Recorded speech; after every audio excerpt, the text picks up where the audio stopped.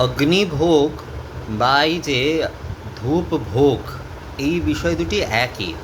অগ্নির মধ্যে যখন এই সামগ্রী আদি, গুড়, ঘি এবং এই যে সমস্ত দ্রব্য আদি বা পঞ্চমেবা আদি, এই সমস্ত কিছু প্রদান করা হচ্ছে, যেমন গুগ্গুল, ধূনা, চন্দন, অগরু, এগুলি যেমন প্রদান করা হচ্ছে, ঘৃত প্রদান করা হচ্ছে, গুড় আদি প্রদান করা হচ্ছে, এই সমস্ত কিছু যখন অগ্নিতে প্রদান করা হচ্ছে, সেইটি হচ্ছে অগ্নিভোগ।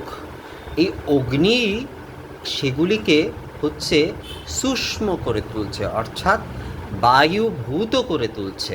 তো সেইটি গন্ধ মাধ্যমে হচ্ছে বা বায়ু মাধ্যমে হচ্ছে, সূক্ষ্ম রূপে হচ্ছে দেবতাদের কাছে পৌঁছাচ্ছে। তো এটিকে অগ্নিভোগও বলা চলে, এটিকে গন্ধভোগও বলা চলে, এটিকে ধূপভোগও বলা চলে। তো জগদ্ধাত্রী পুজোয় যারা অনেকেই বলেছেন যে অগ্নিভোগ দেবীকে কিভাবে প্রদান করব, তো অগ্নিভোগ আর ধূপভোগ একই বিষয়। সেখানে এই ধূনা, গুগ্গুল আদি বা ঘৃত গুগ্গুল, ধূনা, গুগ্গুল, ঘৃত বা ঘৃত গুগ্গুল সহযোগে এই ধূপ আহুতি দিয়ে কিন্তু তারা অগ্নিভোগ প্রদান করতে পারেন। তার মধ্যে পঞ্চমেবা আদি দিতে পারেন, যেমন বাতাসা আদি দিতে পারেন, তো এগুলোও দিতে পারেন। তো এটি হচ্ছে অগ্নিভোগ, দেবীর অগ্নিভোগ।